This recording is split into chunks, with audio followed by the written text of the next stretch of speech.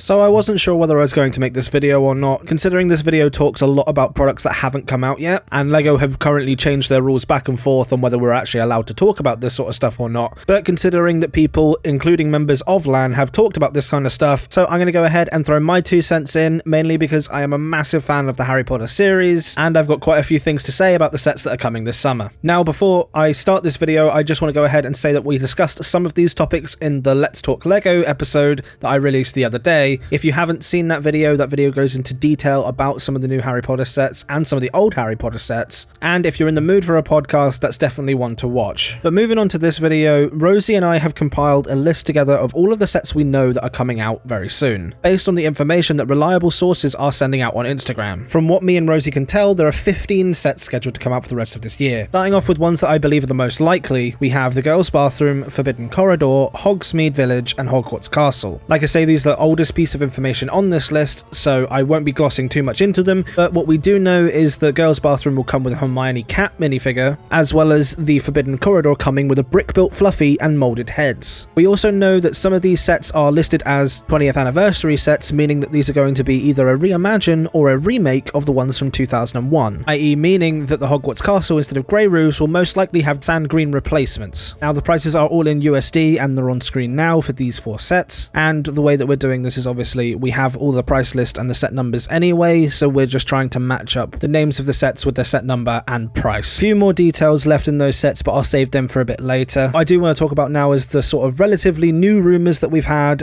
over the last couple of days. Like I say, these things might change. I still don't know whether this is necessarily true, but I'm just going to go on information based on reliable sources here. So we also know that we're getting a $70 set, and this is most likely a buildable fork. I'm guessing this is going to be similar to the buildable Hedwig that we had, which unfortunately I hated, and I have a review of that set coming very, very soon, which I'm sure everybody is going to love. But in terms of the buildable forks, I'm really not sure how I feel about it. I think it might be better than the Hedwig considering it's $70, but if it is just an upscaled version of the Hedwig, I'm going to be thoroughly disappointed. Unfortunately, if they are going to make this set, I would just like it to be forks on a little stand, similar to a buildable character from Star Wars, rather than something weird like the buildable Hedwig with the flapping wings. There are also talks for the $120 set to be a buildable version of Harry and Hermione. Now, this is the most bizarre decision for me. I would have much rathered something like Hagrid and Harry. Consider they established their relationship at the beginning of the first film. I feel like they could have done that better than something like Harry and Hermione, considering that you don't have Ron unless they're planning on doing another buildable characters with Ron and somebody else,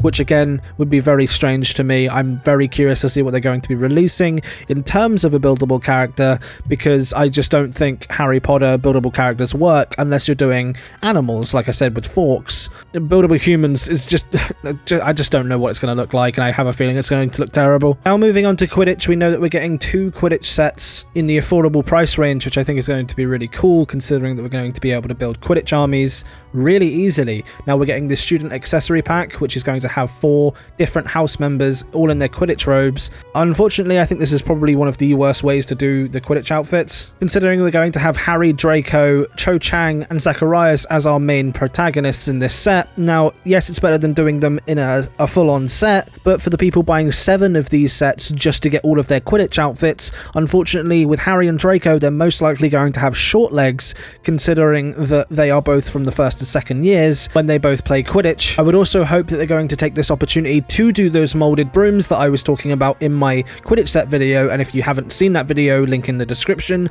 as well as the end card at the end. But I think the main problem with the set like this is the fact that if you are buying 7 of them to get all of the characters, you're going to have 7 Cho Chang heads, 7 Harry heads, 7 Draco heads, and a bunch of inconsistent legs. We talked about this a little bit on the Let's Talk LEGO episode. Again, if you haven't seen that, I'd highly suggest going and checking it out. Unfortunately, I think it's just going to be one of those things. Just buy the 1 accessory pack and then buy the rest off of somewhere like Bricklink, where you can then customize the heads that you want to put on, and hopefully they don't give printed legs, because then that would make it super expensive to get these leg prints. And the second one that we know about is the Hogwarts Moments book. Again, we talk about this on Let's Talk LEGO, but it's very strange to be introducing another Hogwarts Moments book this late in the game, considering that they've already done the 4 houses. It doesn't make sense to have a Quidditch Through the Ages book as well. However, once again, I think LEGO have nailed the figures on this side, considering that we're going to be getting another version of Madam Hooch, and if you didn't have the Bricktober pack or the older sets, you're not going to have a Madam Hooch figure, and we haven't had one in a long time. As we know, you get 3 figures characters in a Hogwarts Moments book. We know that one of them is most likely Madam Hooch, as well as the other two likely being students. As for what students I think they could be, now this is purely speculation, but I think one of them has got to be Neville, considering that we haven't got a Remembrall piece since the 2010 set, so I reckon we'll probably get a reprinted Remembrall and a Neville fig, and then most likely it'll be a random student. I don't see them doing Harry and Neville, Draco and Neville, something along those lines. I'm guessing we're going to get a random student as part of this pack as well. And now moving on to one of the coolest sets I think we're going to get of this year, which is obviously the D2C one. We found out yesterday that it could potentially be a chessboard set. Now, we do know that this is going to be a $250 set. I'd be interested to hear what you have to think of this point, but I don't think LEGO are just going to give us a massive $250 chessboard. Now, the cool thing with these sets is that we are speculating that they will all be able to combine together, similar to the 2001 sets that they're based on. Now, in my mind, this D2C is most likely an underground section of Hogwarts listing the 3 main tasks that they had to go through to get to the Mirror of Erised. Considering that we know that the Hogwarts castle is going to be a big set that can combine together with things like the Forbidden Corridor, I reckon this D2C will probably go underneath all of these sets, underneath the Chamber of Secrets in the new Hogwarts castle. I've done a little illustration to show what I think the set might look like. The reason I think it looks like this is because LEGO have actually released a chess set that was in the £70 range. Now, obviously, with this being a licensed product, it will probably hit that $100 mark, which means you've got $150 to do something with. And I don't know, I just find it very unlikely that they'll just give it all to a chessboard at this point, considering that that would be a very ambitious build, and I don't know how it would look. Trust me, I would know.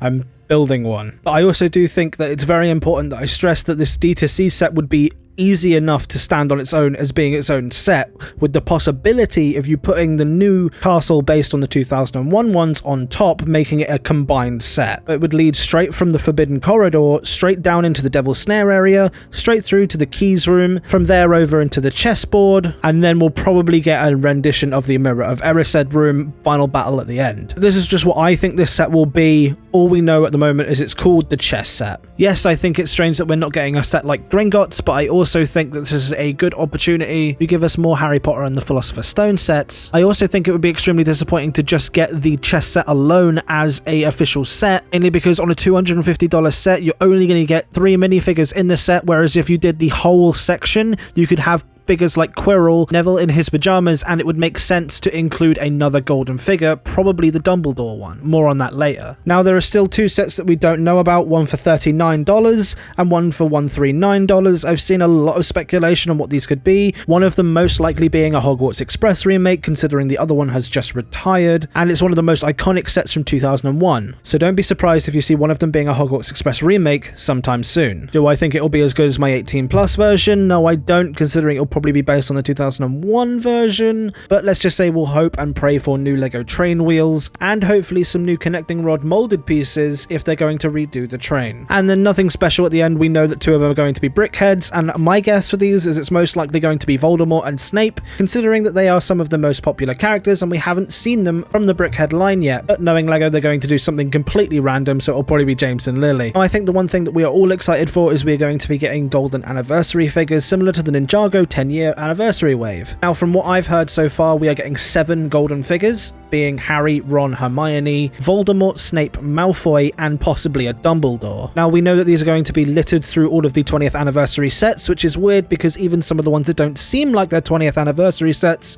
like the Hogsmeade Village, seems to be getting a golden figure. So I don't know if we can expect more golden figures to come out of this wave than we've already had planned. I know we thought originally there would be 4 figures, but now it's gone all the way up to 7, and it just keeps getting bigger, so it wouldn't surprise me if there were more golden figures in the works. And it's most likely that we're going to be getting a gift with purchase with this $250 set, so I've just freed up another one of those slots out of the 15 sets in case we're going to get another gift with purchase. Just know we don't have a set number or anything like that for this gift with purchase just yet. For all we know, it could be one of the brickheads. But that's everything we currently know about the Hogwarts wave. Now, this video was filmed on the 23rd of March, and if you want to go and hear some of our opinions on some of these sets and talk way more in depth about LEGO Harry Potter and how the theme is changing, I highly suggest going and listening to our podcast, Let's Talk LEGO. It's where I take a subject surrounding LEGO and I talk about it for 30 to 45 minutes each week. And this week, the first episode just so happened to be on Harry Potter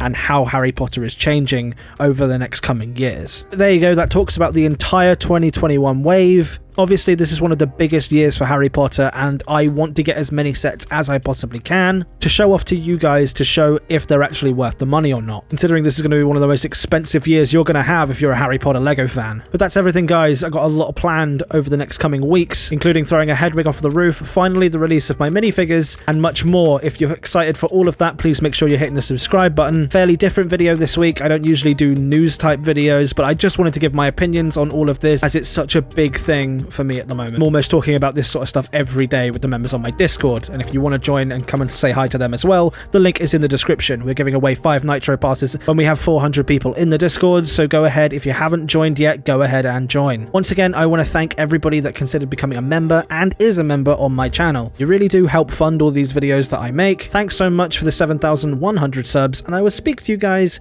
in the next video. Goodbye.